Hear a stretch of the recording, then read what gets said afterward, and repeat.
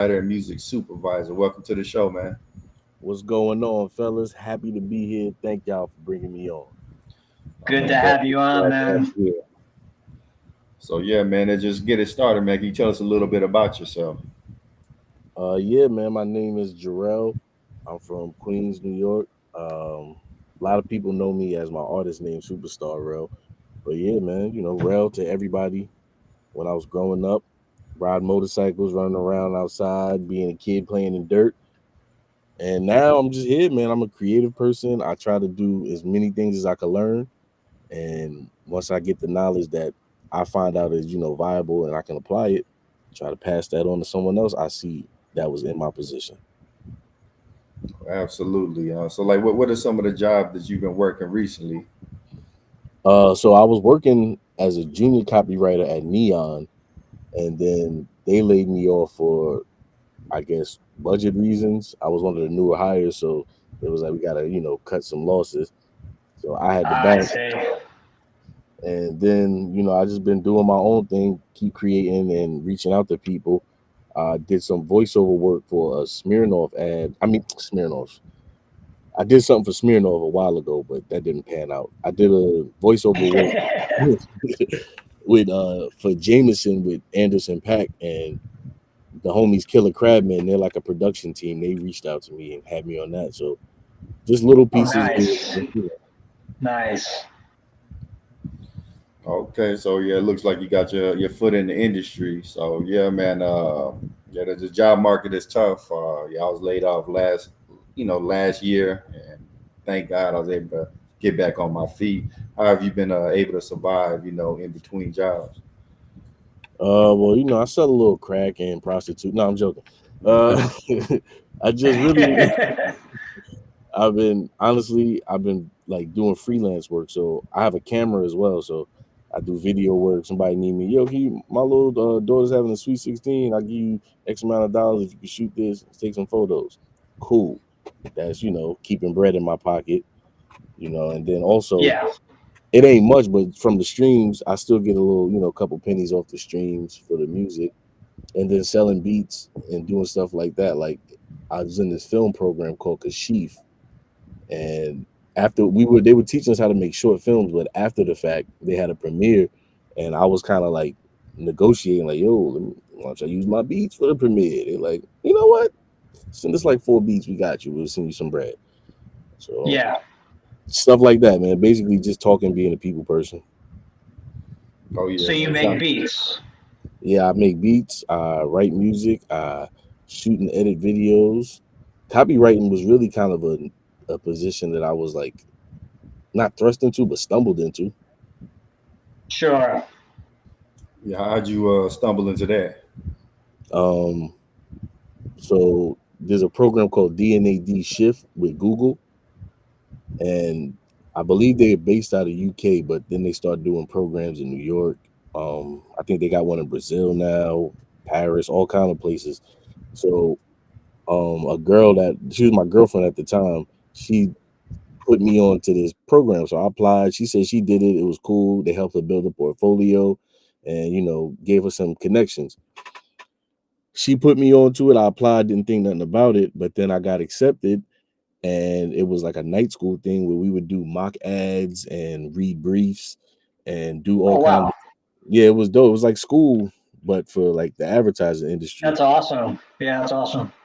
So that's how I was doing it. Like I was writing, like saying catchy one-liners and shit, just playing around. But then I'm like, oh wait a minute, there's people making money doing this. Like I'm joking about it. So then I started looking like, wait a minute, let me Yeah. seriously like Yeah, for sure. once I graduated the program, I had a bunch of people I knew from DNAD, from like Diageo and Spotify and stuff. So I kind of used those connections to reach people, and then I got hired at Neon.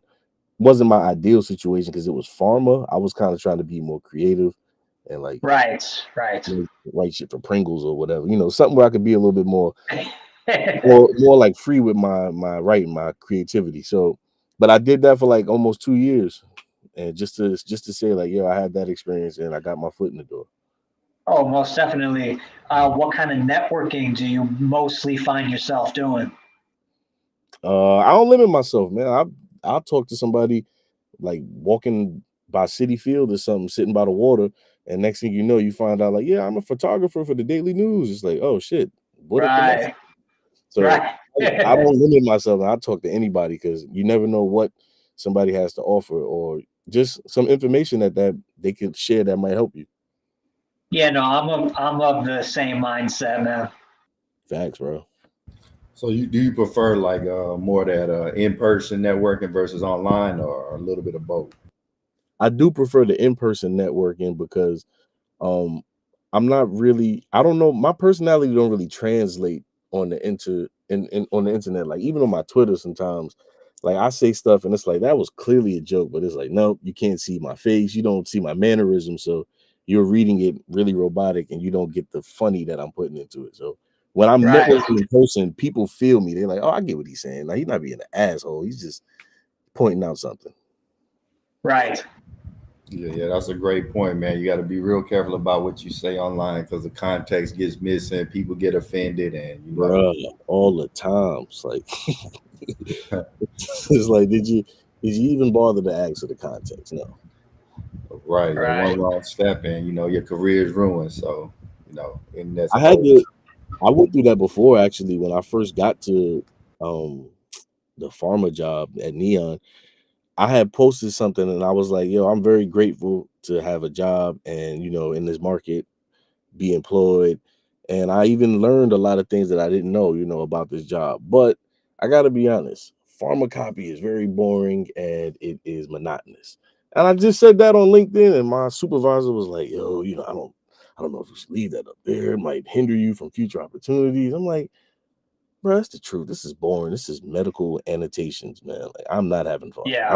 I'm doing the job, but like, don't act like this is Dorney Park." Right. Right.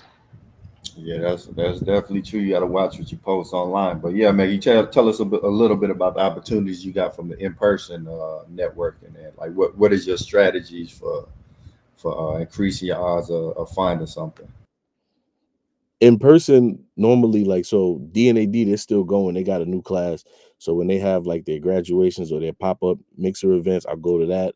Or even if I see something on LinkedIn and they're like, yeah, we're having a mixer event we're looking for creatives and just to chop it up, I'll pull up to that. But my main thing is really, I don't try to approach people on no like, what can you do for me? Because I feel like that's another reason. This is gonna be a controversial episode because I think LinkedIn is really fake. Actually, it's like a lot of people vying for position and saying, "Hey, really great to meet you. How can I do something? I mean, how can you help me?" That's basically what they're asking, but they're doing it in a way where it feels like it's networking. When then Right. my approach is just like, who are you? Like, what's up? Like, let's just talk. And then if there's something that's in common that we could link up and do together, like, oh, yeah, man, well, I just happen to be a creative director at this company. If you're looking for a job, wow, that's more organic than me saying, hi, how are you? How's your day going? Can you give me a job? Do me a favor? Like, Right, nah. right. Totally. Yeah. Totally. Yeah, after they do the little greeting, about 10 seconds later, they asking you for something. So You know it's coming. It's like somebody asks you, like, hey, man, how was your day going? You got $5? right, right. Right. No, it always starts off with, hey, how are you doing?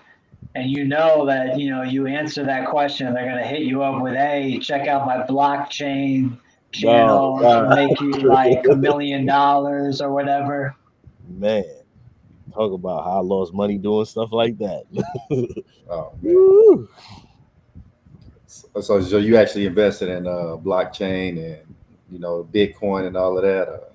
Yeah, man. I still got a little Bitcoin and Ethereum and all that stuff floating out there in the metaverse. But I really lost big because I let everybody like hype it up. I'm like, oh wow, so everybody should buy Bitcoin. And I'm like, all right, maybe let me get on deck just in case this is the next Google or something. I don't want to be missing my train. But I Right. wasn't really paying attention to the market. So I just bought it and then held it. And when I bought it, it was like right at the peak, and then it dropped right after. I'm like, yo, are you serious? So I lost a lot of credit. Yeah, that's rough. Yeah, now that I understand it, I'm like, oh, you just gotta play it like the stock market: buy low, sell high. Yeah, exactly. Yeah, I mean, that's the name of the game. Get in early, and if you get in early, then you're gonna make a lot of money. If you come in late, then you're gonna be left holding the bag. That's a fact, man. And I'm not mad about it because I think now I'm more equipped. So when I do get some real money to play with, I can really, I can make a substantial investment.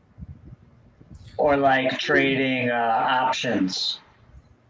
My friend is good at that, man. He was doing it one time, just like as he was walking on his phone. I was talking to him, I'm like, "What are you so focused on?" He's like, "Hold on, I just got options." And I forgot how there was a term he used of what he was doing, but I think he placed it in case it was almost like if you're doing sports betting, you cover the spread where if it goes high or low, you get paid. So he was doing something like that. Right. He's like, "Yeah, man, I put $70 on this, and I made like 700." I'm like, "What?" But I don't understand it. Yeah, I it's don't. like betting on horses, you know? Okay, yeah, it's too much up to chance for me, and you lose too much too quick. It's like, wait a minute, I got Well, about one or I two mean, times to not hit it's on this. gambling. It's gambling at the end of the day. Day trading, all that stuff. Basically, yeah. Yeah, I mean, the safest thing to do is just put your money in an index fund and just don't worry about it. So Exactly. those are the funds that have multiple different types of stocks, right? Right, it kind of tracks, say, like the S&P 500 index fund. It kind of, tracks the S&P 500 and invests in those companies. So, if that blows up, we're in trouble as a nation. Since those are some of the biggest companies in the nation. Yeah, I always see those like as the main stocks they show, like Nasdaq, Dow Jones, S&P 500. Right. So, man, can you tell us a little bit about your music career? I know you say you make beats, and you didn't got on a few placements. How'd you get into music? And Um, I don't even know how I got into it. I was always in the church back in the day with my mom being dragged to Sunday school. I used to have to play the drums for everybody. And then then I just got a beat machine one day after working at Burger King. I'm like, man, I want to like no, I used my cousin's beat machine. She had like GarageBand on her laptop. I'm like, oh, this is cool. And then I got my own Yeah. machine, and I was just locked in, making all kind of weird sounding stuff. And some occasionally I make some cool stuff, man. Put that out to the world. But yeah, Awesome. man, that's really interesting about the whole church thing, because a lot of the big musicians, they started off in church and then eventually transferred over to the secular world. yeah, that's a fact, man. I mean, I'll be honest, I'll be at the gym sometimes and I just like bump a Kirk Franklin song randomly because some of the best like instrumentation comes from gospel music. And it's like the foundation for a lot of blues and um like even jazz and funk and soul. Like a lot of those notes and chord progressions come from gospel music. Exactly. So, who are your musical inspirations? Like, who do you really pattern yourself after, or is everything you do just completely unique? Um I just hmm I feel like that's a literally and take all music. So whatever I could listen to and pick apart and learn from. So but I have favorites obviously like Michael Jackson, James Brown, the Isley Brothers, Stylistics. I got an old soul, and Okay. then I kind of transfer that into the newer stuff. And I feel like I'm the bridge the gap type of person because even in my family, I'm the middle brother. So I've always had that angle where I can understand the old school and still do something that the new school can appreciate. Right. Right. Yeah, Okay. So, yeah, you like sound like you're a true connoisseur of music. So you ain't afraid to go all the way back and to the 70s, 80s. oh yeah, man. I'm definitely not the whipping the pot, shooting the Glock type of dude, man. I'm definitely there's some I I want to say there's some integrity in my music, but I'm not trying to diss nobody. I mean, like, there's real appreciation just for where all of this shit came from and the different stages it had to go through to be here. So take none of this for granted, and I don't treat my art like it's just some, well, I'll do it when I feel like it and put out whatever. Like I actually care about all of that shit, man. Like sounds. Even my brother, Yeah. my little brother is nice, man. He plays like 4 or 5 instruments. He used to play at Carnegie Hall. He played with Bradford Marcellus, Oh, and wow. he'll teach me some shit because like I'll play something that I can hear, and I'm like, oh, this feels like it sounds right. And then he'll be like, actually, Ro, that does go together. That's a seventh and a augmented E. I'm like, whatever. Right. Thank you. Okay. Thanks. Yeah, okay. But I definitely appreciate the music about it. Now, Whatever. what does he play primarily? Piano? He's mainly, if I had to put his like first weapon, if this is like Call of Duty or something, his first weapon is a sax. His second one would Okay. probably be a piano or a viola. It's like 1 and 2 with those, and then he could do the guitar, like the bass guitar. Oh, wow. So he's versatile. Yeah, man, he's nice, and he sometimes like I guess it's all creative people. He gets into a moment where he don't want to touch the instruments, and then he'll come back and then start playing them all. But I always tell him like, yo, no matter what, do not lose that skill, bro. Because if I could Yeah. understand music like you, I'd be even crazier. Well, and it's all muscle memory. Like I've been playing the drums for over 20 years, and I took like a little bit of a break recently. I took like 2 years off, but all the muscle memory just comes right back. Like after like only a month, I found that I Oh, had like regained my skills already. so it's like riding a bike, basically. That's how I see it. Yeah. I haven't played the drums in a while. I probably forget how to coordinate my left and right hands and hit the kick drum, but Yeah, the it's drums are a tough instrument to get started on. Like it's a lot easier starting on something like guitar or bass. yeah, but because the drums, it requires you to be like the foundation for everybody. So Yeah, like even someone though, once said, it's like you're the quarterback of the team, being the yeah, drummer. yep, exactly. Word. So yeah, man. What kind of beats you make? Is it R&B, rap, or I make hip hop beats, so um a lot of samples, a lot of heavy like soulful samples, like from those groups I was just naming. I just sampled something the other day from Lonnie Liston. I'll go sample some 1973 Japanese jazz band, okay? sample Toy Story. I like to sample a lot, but then I also try to get into the actual music theory of it because I don't ever want to be reliant on samples. Right. Right. I think that's kind of like like why the West Coast and the East Coast they kind of fell back in prominence a little bit because they ran out of samples or it got too expensive. Whereas in the South, they're more so constructing their own thing from scratch. So Yeah, they weren't forced into that limitation.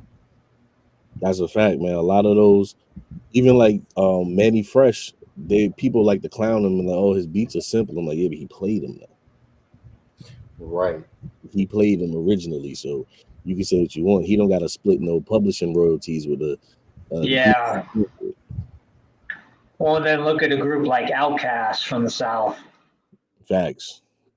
Those my dudes, man. I was listening to the Love Below the other day because they was trying to argue that Andre 3000 don't got a solo album, and I'm like, the Love Below is clearly a solo album, bro. Right, exactly. And what area, like growing up, what area of hip hop was you in? 'Cause I don't really know your age. Like, who did you grow up listening to, like in high school? I was born in '93, so by high school, I was listening to a lot of like old school music infused with like what was current at the time. So a lot of those internet mixtapes, like Max B, a lot of Young Okay. G, a lot of those Lil Wayne tapes. That was when I was on the bus, but then I would always have like my zone out tracks where I would go and play like a whole Redman album. I love Gangstar to this day. Rest in peace, Guru, um, ODB, Big L, Mobb Deep, Outkast, Yeah, Ludacris. Mob Deep. Mob Deep is really good. Facts, man. Even Ti. What about Tupac? You like Tupac, Wu Tang? Of course, man. Of course, I love Tupac. I love Wu Tang. I gotta be honest. If I don't know if I should say this. Nah, I ain't gonna say it. Just I like Tupac. I gotta be honest though. I do think he gets the benefit, and Biggie, him and Biggie. I mean, not be East or West biased. They both get the benefit of when you pass away young. It's always like, oh well, they were gonna be so great, and they had left evidence, but I don't know if it's fair to like say, well, because this person got injured, they would have been better than Jordan. Right. Right. But yeah, I don't know. That's another. I feel like that'll get me. I couldn't be safe on the East or the West Coast if I say that out loud to too many people. 'Cause Right. the way they go for their Biggie and Pac, man, I love them, but we gotta be objective with the music thing. Like even, um, I love Nas, but there's points in Nas's career where I feel like, eh, nah, maybe the next one, bro. Maybe the next one will do it. Like, like everybody's not always going to hit every time. That's Right. the thing. Not every album is going to be a banger. Facts, man. Man, Who's some of you guys' favorites? If you had like top 3, 4, 5. you want to go first, Brian? Well, I would say with Tupac, probably Me Against the World, and then All Eyes on Me. Mm. And then probably Wu-Tang, 36 Chambers. That's really my top. Yeah, Tupac and Wu-Tang, and then maybe the first DMX album. It's Dark and Hell is Hot. Okay, all right, yeah, that's a very solid list, man. I'm not even Yeah. mad at none of those. So yeah, I know I grew up more so. When the West Coast, the East and the West was kind of going at war. Y'all born in '84, so by the time I started getting older, it was like Tupac, Ice Cube. On the Gotta East love Cube. Coast, Gotta love I don't really get into the East Coast music until later because at the time when the East Coast was kind of big, like especially like the Source magazine, they'll review a South record and everything would be like 3 mics up below. So a Oh lot of yeah, the Source word. I remember them. That's my yeah, word. so it was kind of like a coastal bias type of thing. So like, hey, y'all ain't really listening to us. So Yeah, man. That's why 3 Stacks was up there at the awards. Like, y'all, the South yeah, got something to say. Word. I exactly. kind of knew though. Like, I was fortunate because my family is from like both the Carolinas, some parts of Georgia and Florida. So I was always like, I was one of the earlier peoples that knew about Ludacris and even Nelly at my elementary schools and my junior high. They're like, "Yo, what's that?" I'm like, "So y'all don't know about Luda? Y'all don't know about Nelly?" But I'm knowing because we driving back and forth down south to this one's house. So I'm like, "Oh, this is crazy." Yeah, you remember Bone Thugs? That was another big one for me. There Oh you yeah, go. my brother had 90s, the black. yeah. He had the Black Bone Thugs cassette tape. I messed it up. He was mad at me. I tried to play it without his permission. I remember that Bone. The East 99 is where we come from. Yeah. That was cold, man. But who was good on the East Coast was Big Pun. Yeah, man. Oh, Word. Big Pun is sick. Yeah, Big Pun is sick. I cried when he died, man. I was watching. There's a news channel out here called UPN 9 back in the day, and they had this lady Brenda Blackman, and they announced that he died, and I was just in my room crying because I was like, "Damn!" I just said the other day I wanted to meet him, and Yeah. now he's passed away. So I was in my room bawling like I lost my girlfriend. Yeah, I mean he was one of the best. He was definitely one of the best to ever come around. You know who I really cried with though? Nate Dogg. I was Oh a grown man when Nate Or Dogg Nate died. Nate Dogg. Yeah, That shit hurt, man. yeah, right. Yeah. Warren G. That used to be like Warren G and Nate Dogg used to be my duo right there. Bruh, tell me about it. You wasn't on, was you? Because I know a lot of people, um, like they have Scarface as like one of their best, like top 5 MCs. How you feel about Scarface or like UGK? You know, Oh yeah. Me being from Texas, like yeah, Scarface. I ain't really, I liked them at first, but I didn't really get into them until I got older. But yeah. when he, Scarface got those bars that make you think about life. Like, damn, yeah, he pretty deep, man. UGK, they pretty much, gave Texas a sound. So Pimp C especially, man. Yeah, that was one of my favorites. Word, man. Yeah, but then like, you got Biggie, and Biggie's music was just like next level. Word, man. That's his second album was, I think, Ready to Die or Life After Death. Whichever Life one he After started. Death, I Yeah, think. Yeah. that's the one where he started having more of a West Coast type of sound. Like he was trying to appeal to the LA market. He Oh was yeah, using with a lot of Juicy and all synthesizers. that. Right. Yeah, He had yeah, that track with Bone Thugs. yeah, exactly. And I was definitely feeling that. Even when I was younger, I was forced to listen to a lot of what's that guy's? Damn, I'm bugging. Why I can't remember his name? Was he East or West Coast? He was an East Coast dude. I'm wow, special ed. I can't believe that. Like Okay, yeah, yeah, my pops special. loved that I Got It Made song. So I was I grew up just saying Tater the alligator souffle. I got it made. Yeah, the East Coast had the lyricism on lock, man. Yeah, man. But it's really all just different representations of like the area when music was coming out. That's why I don't like, even with the Drake and Kendrick shit, they was trying to start it all over again. Like, oh, y'all East Coast dudes be biased. It's like, Right, fam, bro. Everybody over here is dancing to Kendrick and doing that Cali dance that y'all be doing. Like, stop the bullshit. We fuck with the West Coast. Oh, can I curse? I'm bugging. I didn't, I mean, we try to keep it to a minimum. You know what I mean? Keep it kid my bad. friendly. My bad. I don't even know if I let one go before. But No, yeah, all good, man. All good. with the whole Kendrick and Drake thing, like they were trying to start this divide again, and I'm like, man, I know people on the West Coast that rock with the South. I know the South rock with the North or Northeast, and I know all the way around because we love Outkast up top, and I don't like how they call New York the East Coast. Like this, they don't ever consider Virginia, New Jersey. Like New Right, York is not the whole East Coast, man. Like, what about Philly? right. Yeah, Philly. Exactly.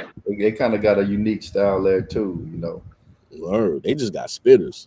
Philly Oh got yeah, like dudes just be spitting. They stand on the corner and rap like, yo, if I don't finish this verse, I'm not eating tonight. yeah. Philly's pretty cold. You remember Joey G had? Yep, Joey Jihad. Yep. Yeah, Um, yeah. what's my son? What's my son's name that used to the battle rapper? Meek Mills. No, like he used to do like URL battles. Yeah, Philly Swain. Philly Swain. You had Cassidy. You had Beanie Siegel. Like Philly always had the spitters to me. Black Thought. Oh yeah, man. He can really rap. Word, man. Now, were you a Tribe Called Quest fan? Of course, bro. Of course, man. There. I'm from, so I'm like maybe 5 minutes from where they shot that video by the laundromat in Queens, where they standing on top of the laundromat. That laundromat's still there. Yeah. It has a tribe mural on it now. And I'm by the red, black, and green rock on Farmers Boulevard. So LL Cool J grandmother's crib is 2 blocks into the back blocks that way. Oh, And wow. I like, even my whole neighborhood is legendary. Run DMC, 3 minutes away. I don't know if y'all familiar with like Waka Flocka and his family. They all live up the block. 50 Yeah, Cent and the Unit crew live towards the right, like maybe 5-6 minutes. So there's really a lot of energy in the area. It's like, you can't be giving up and putting out whack shit. You gotta really buckle down and commit Right. to doing And it. then you got like Nas, Queensbridge. Yeah, that's like 15 minutes if you're driving. That's right before you get to Manhattan, you know. Then you go Long Island, you got Rakim and Public Enemy. So even everywhere you go, there's more inspiration to just keep being great. And I know it's like that down south too. And even on the west, you got you turn left and you got a Nipsey mural over here, and then you look to the right and oh, it's Snoop Dogg. So you always thinking of the greats that came before you. You right. know, what's cool is I used to live in Queens, Rockaway Beach, Far Rockaway. Yeah, facts. Yeah, so I used to live over there. And I just remember, like, I was coming back from the West Coast and I went to the Stop and Shop. And, you're walking in and there's just someone outside freestyling. It's like, oh, wow, like I wouldn't see that out in LA. Like, that's a very New York thing. I've never been to LA. I can't even. I can't even draw a reference. It's a weird place. It's a really weird place. Lots of strange people. Sounds like New York. I always thought LA was just tropical New York. It's like, well, there's a lot of fakeness in LA. I have to say, there's a lot of sketchiness, a lot of flakiness. You know, people. I don't know. It's all about who you know, really. Okay. That sounds like 50 Cent was just saying that in the interview. He was like, people in New York will say no to your face. People in LA or Hollywood, he was saying, will be like, yeah, we're gonna work on that, man. Sure, we're gonna get it done. And then you'll just Never find happens. out they said no. Like, yeah, no, it'll never happen. Yeah, so like in LA, it's like that fake nice, like, oh hey, I love your stuff, da da da da da. But then they're going behind your back, you know, saying, oh, I don't like this guy or whatever. So there's a lot of BS. There's a lot of BS in it sounds like LA. politics. Yeah. Word, man. I gotta get out there one day though. I've been accused of being a Cali transplant by certain people. They were like, yo, you just too laid back, man. You gotta be from the West Coast. I'm like, bro, I was born in Queens. I kind of grew up in the era where the West Coast was really dominated. It wasn't until later on till the South started getting put on. Like the first song that I remember the East and the South really working together was Cameron and Ludacris. Remember was like What the World Mean to You. Oh, the remix. Oh yeah. Yeah, I remember. I think the first like South and New York collab I remember was like either Dipset and Master P. Yeah, about it remix, or when 50 did like the Paper Chaser over the Juvenile beat. Oh God, I don't think I heard that one. Where he was it was like a rendition of the song with Juvenile was like, "Hi, you some." Oh, okay, yeah. About the Cash Money. Yeah, man. They were huge. That was all down south, right? Yeah, that's New Orleans. That's New Orleans, man. Master P kind of blew up the South, but I feel like New York, the first ones they really embraced was Cash Money. Like New York seemed to love like Cash Money. I don't know. I'm conflicted because they had more commercial success, but then if the backstory is that Master P helped pay for 50 Cent's first tour, and they was working with Dipset, so I don't know. Okay. You had Lil Wayne collaborating with Cameron, so there was like a lot of Cash Money New York love there, but I don't know, man. I think if we did a consensus, most people in New York would say Master P over Cash Money. Maybe now because of Drake, but if we're talking from that time period, I remember hearing Master P make him say when I was little. I'm like, oh, this is crazy. What's that? What's that? I need some sugar right now. How did y'all react to like No Limit? I know a lot of people thought the South was slow and it kind of backwards and all of that.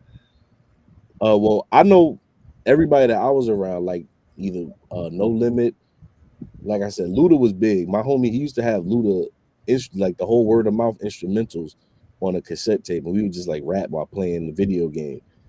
And so I know up top where I was at on my block, my area, we loved just dope music from wherever it was from.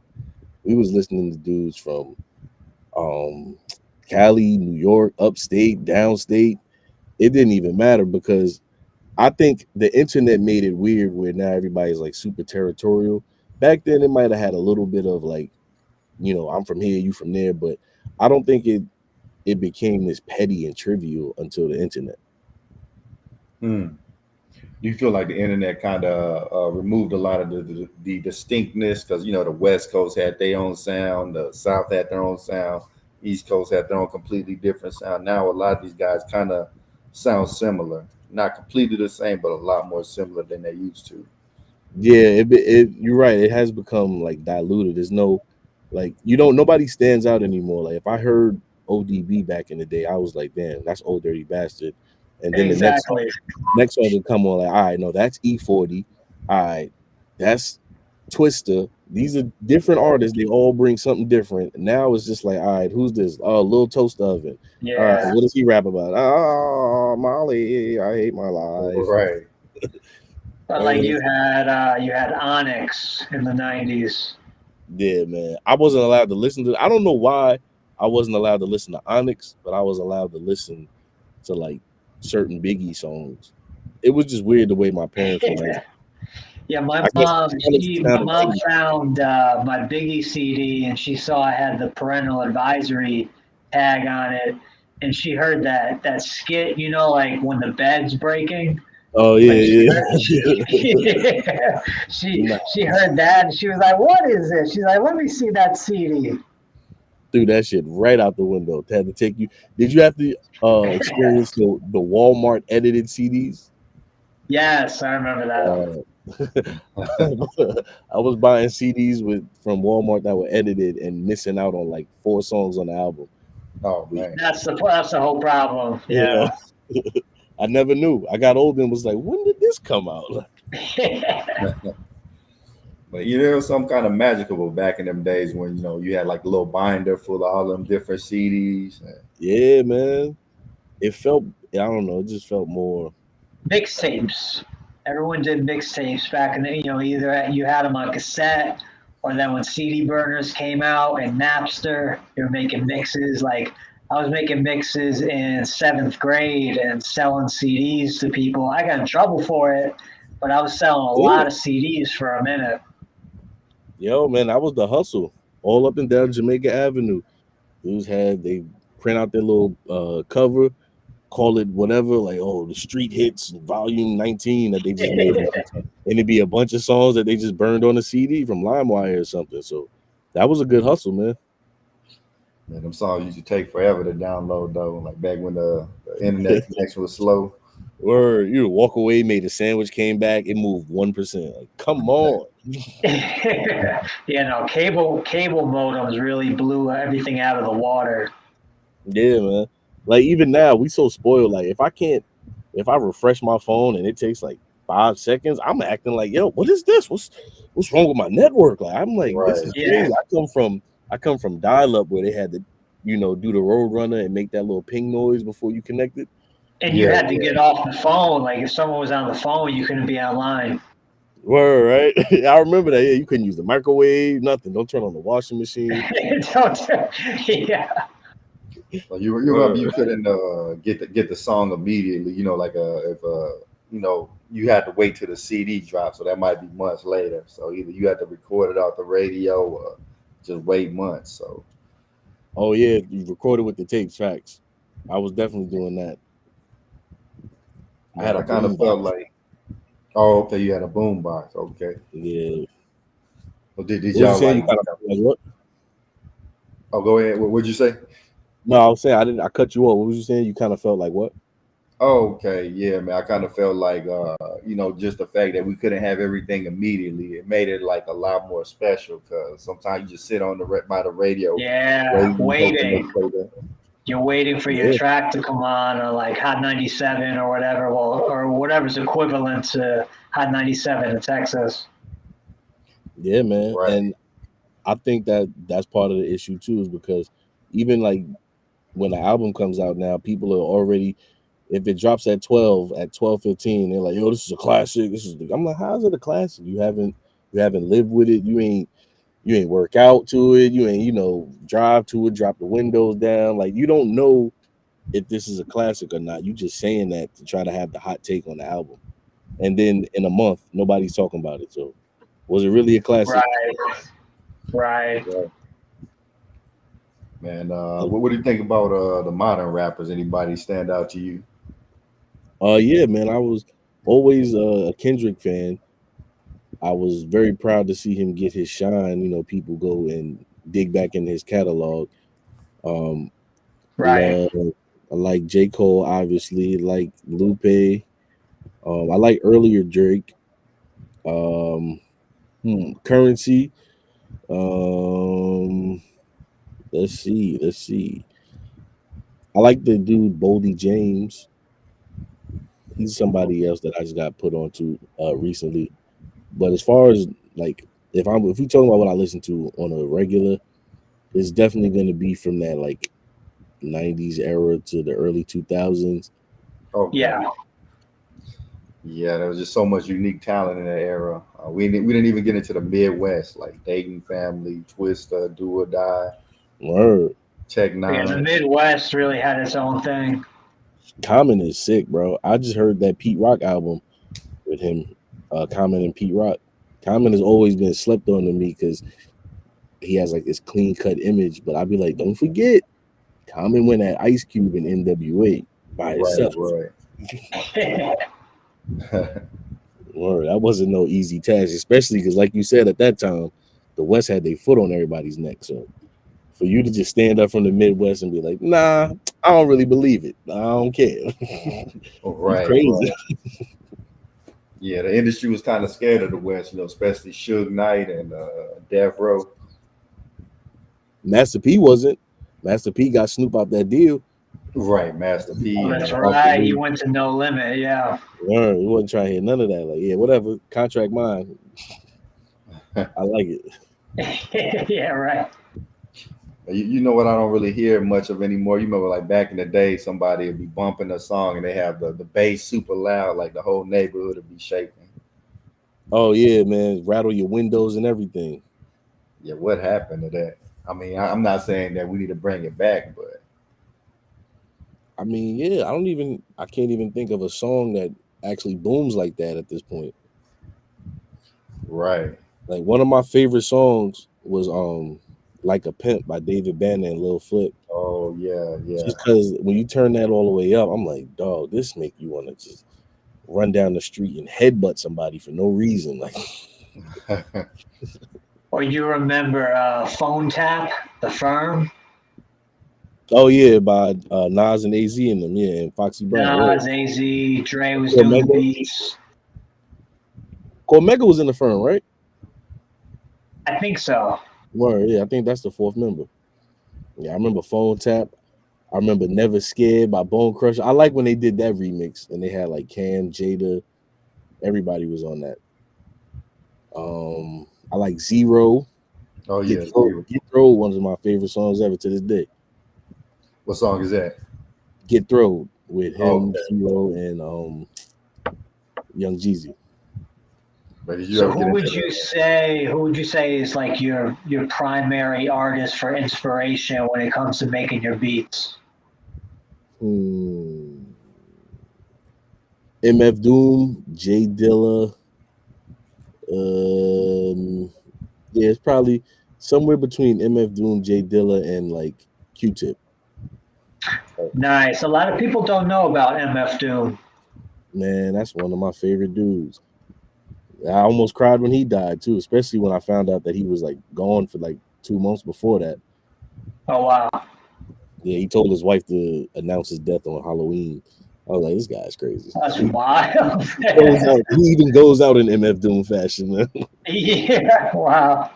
So you got more like that jazzy, like kind of like that laid back jazzy kind of sound. Yeah, definitely, bro. I love jazz, man. I would always go to my brother's shows and just like soak up. It'd be like 6th graders, 7th graders playing jazz, but I'd just be sitting there like, man, I love this. And like even Michael Jackson albums, I love Michael Jackson, but a lot of times I listen to it for what Quincy Jones was doing. And I love smooth strings. I love like a funky bass. No, Michael Jackson, that's some of the best music that's ever going to be made. Like even the newer stuff, like You Rock My World, the bass line in that is just sick. Facts. And the video, like he had the full package as far as just with Chris Tucker. Yeah, the video. It was fighting. They broke out in like a dance routine fight. I was like, this is crazy. A dance fight, dance off. It was ill, man. I love it. You know, it was overlooked. MC Hammer. Yeah, MC Hammer was real big back in the day. Oh, he was sick too. Man. That's a fact. MC Hammer was crazy. When I grew up and heard his story about how he went broke, because they never really told me or clarified like how he went broke. You always just heard, oh, you're gonna go broke like MC Hammer. And then you grow up and realize he went broke trying to help everybody. I'm like, man, that's tragic. Right. They kind of he got used by everyone around him, just like sucking up his money. Yeah, man. And he was one of the greater performers because I watched some of his stuff. I'm like, nah, he wasn't just out there rapping and moving his hands a little bit. He was dancing, doing cartwheels. I'm like, yo, bro, the stamina was crazy. He was Yeah, going in. no, he was wild. They said he was pretty gangster too. Somebody, I forgot who, maybe Redman or somebody mentioned Oh it. yeah, I forgot MC Hammer was like a crip or something out there. Yeah, he wasn't no joke. And I do remember hearing that story about somebody like trying to play him like he was just some dancer dude. And he had to like show him like, yo, bro, like don't let the shiny pants fool you. Yeah. Word, man. I got into Too Short late, but I like Oh, Too Too Short. Short. Okay, yeah. I remember that. Too Short was pretty crazy. Sugar Free. Yo, I follow him on Instagram to this day. Sugar Free is dope. Yeah, he Sugar pretty. Free. He looked like he could be, I don't know, my uncle or something, or my cousin. Hello? What happened? Oh, snap. Did I mute myself? Yo, Oh, no, fellas. I can hear you. I can hear you. All right, yeah, something happened. My laptop just did like a weird glitch. Kevin, you still there? Well, I think we lost Kevin. Okay, I just came back. Oh, there you are. Okay. All right. But man, it's just amazing how rich music was, especially in the 90s, early 2000s. It's like so much variety too, because we didn't even talk about R&B. Yeah. Right, you got R. Kelly. What's Yeah, the guy's name? Donnell Jones, man. Donnell Jones, yeah. That song, Say What with Left Eye on the remix. That's forever Oh, going to be the barbecue classic, man. Anytime I'm going to a barbecue, throwing Donnell Jones. what about Montel Jordan? Yeah, Montel Jordan, yeah. Jagged Edge. See, this is where my pops indoctrinated me because I used to have Or to sit in his car. TLC. You had Yeah, TLC in the man. 90s. TLC, SWV, Salt and Pepper. Escape. Escape. Yeah, it's Salt and Pepper. I guess you could. Nah, they're not really. I feel like they'd be more hip hop, more like on the Yeah, cool. they kind of True. more. True, yeah. Who's a Remember Rome? He's that one hit wonder, but what was that? Every time I see your face. Oh no, I don't even remember him. Okay. I remember Jaheim D'Angelo. What's my other guy named? Raheem Devon. Okay, yeah. Yeah, D'Angelo was huge. Bro, that You're My Lady song. Crazy. Mint Condition. Oh God, I hated Mint Condition. Not because they were not good.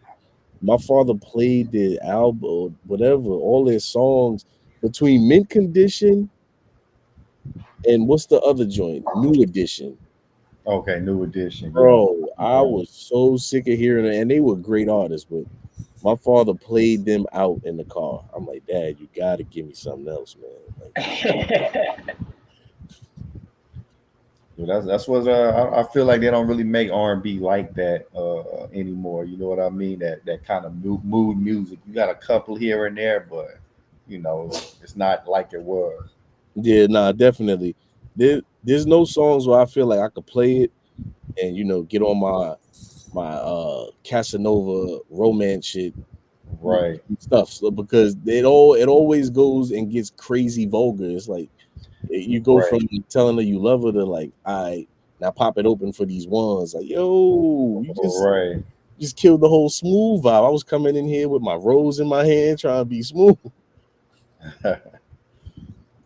Man, yeah, piggybacking off of that, man.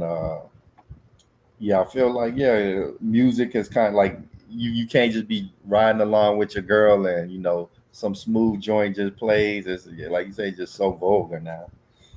Right. Yeah, man. I rely on the old school for that. I just go straight to like the Isley Brothers or the Delphonics, somebody, because at least I know I could count on that's been tried and tested.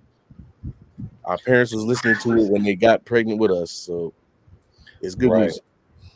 And then you remember we didn't mention them, the Lost Boys out of Queens, right?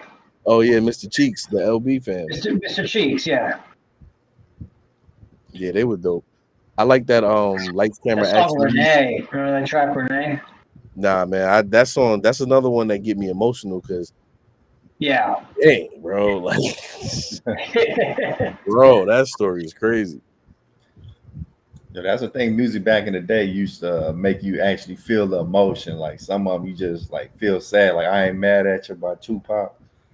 Oh yeah, Oh man. yeah. Awesome. What's the other one with the harmonica? I love that harmonica sample. I should so many Oh, so many tears. Yeah, bro, that one. That's my Oh, joint. that went hard. Word, man. Man, yeah, So music was so rich, man. But yeah, it sounds like you was into like crate digging because you're going all the way back into the 70s and early 80s. yeah, I didn't really have the physical records a lot. A lot of my stuff I had to get off YouTube. I would do Yeah. deep, like now I go to record stores because I'm older, but back then I had to use the internet and just look up artists. So did you just kind of do like the YouTube surfing thing, like click one song and then look at the recommendations, hit another one, and Yeah, I would do that, but I had like a little bit more targeted search, so I would go like Motown, set 1970s music, and then it'll just put up a bunch of like songs you knew, and then like one hit wonders that got signed, put out a hit, and never heard from them again. And that's Right. sample material.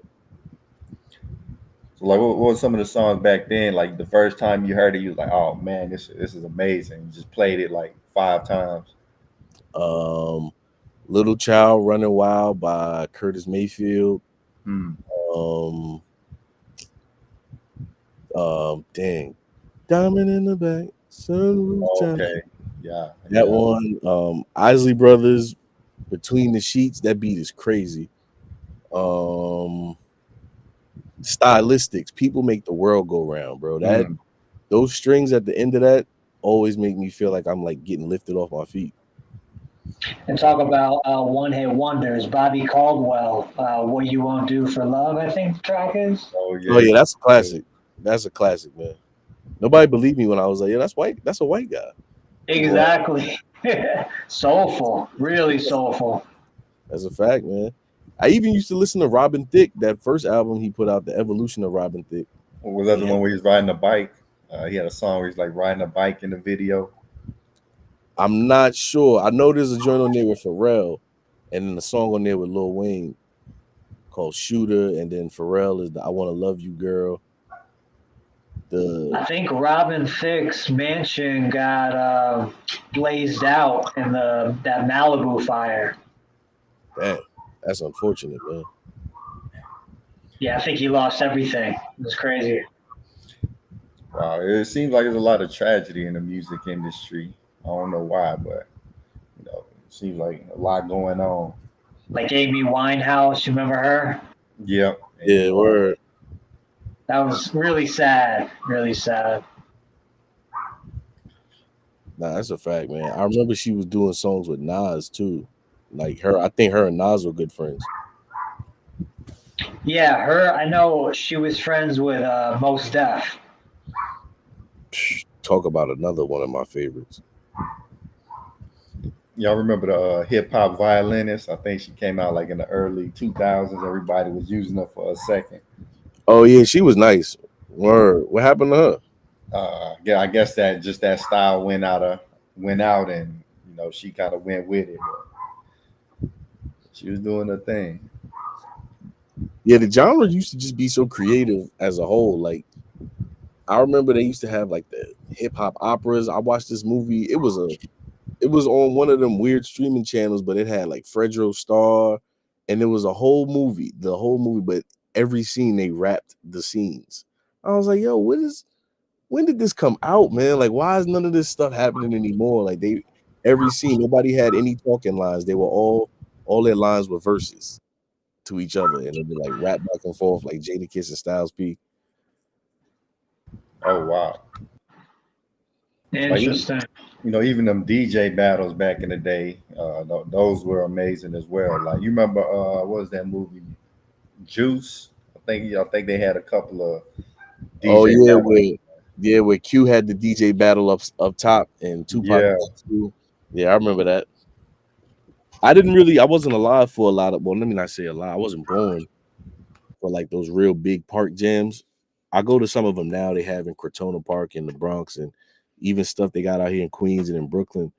But I wasn't alive, and that's one of the things I wish I could have seen was some of those early park jams from the inception. Right. Yeah, that would have been amazing. Well, what was your favorite like hip hop movie? I know like Menace to Society is a lot of them. Boys in the Hood, Boys Hmm. in the Hood. That's probably my favorite. Hmm. Belly, I like Belly. What does a hip hop movie mean? It just has rappers in it. or just kind of like the street movie, like a New Jersey Drive, any of those kind of movies. I like New Jersey Drive. I watched that the other day. All right, so obviously those are the classics, like the Boys in the Hood, Menace to Society. What's the other one? Paid in Full, New Jack City. Those are cool. But if we're being real, one of my favorite two hip hop movies is Malibu's Most Wanted and How High with Redman and Method Man. Oh, How High. That's a great one.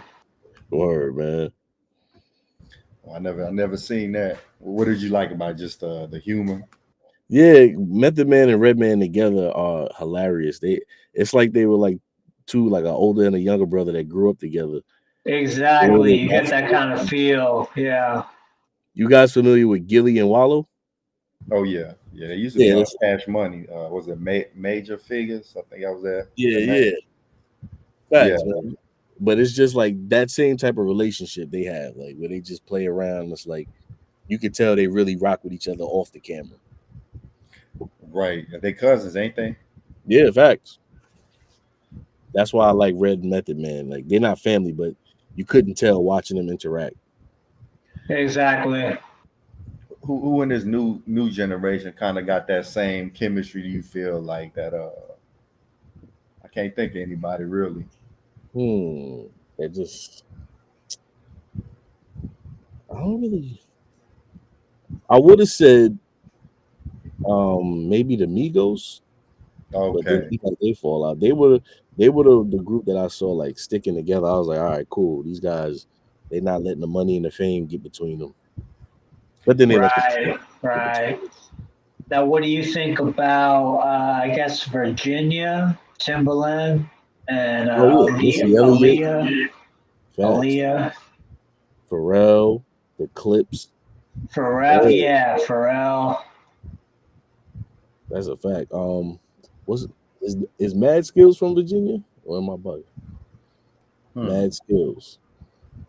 Yeah, I'm not sure about that He one. might be from Virginia. But yeah, I love Pharrell. Pharrell's one of my favorite producers, and I think I don't know. I'm gonna put it out there. I think one day I'm gonna work with. I don't know. Just throwing Now, that out. some of my favorite stuff is Timberland's beats on Aaliyah's earlier tracks. Yep. More Than a Woman. What's the other one? If I want tell me I got somebody. If Baby at girl. first you don't succeed, try Yeah, again. yep. And Yeah. even the stuff he was doing for Missy, I love rapping the Missy instrumentals like the Sock It To Me, Hot Boys, All in My Grill. All of those beats are fire. Oh Timberland yeah, and like I'm a drummer, so like drumming over Missy Elliott beats is just like wild. word, they was always in the pocket and always had some crazy sound to go over it. Like syncopation. Timberland was all about syncopation, doing stuff on the off beats. Yeah, yeah, definitely, man. Yeah, look. You remember Aaliyah used to work with R. Kelly before Timberland. Yeah, Exactly. But if you think about it, it was kind of creepy though because you see on a CD like she's standing in the front, R. Kelly in the back, and they got that song "Age Ain't Nothing But a Number." yeah, man. He was looking like the Right. puppet master.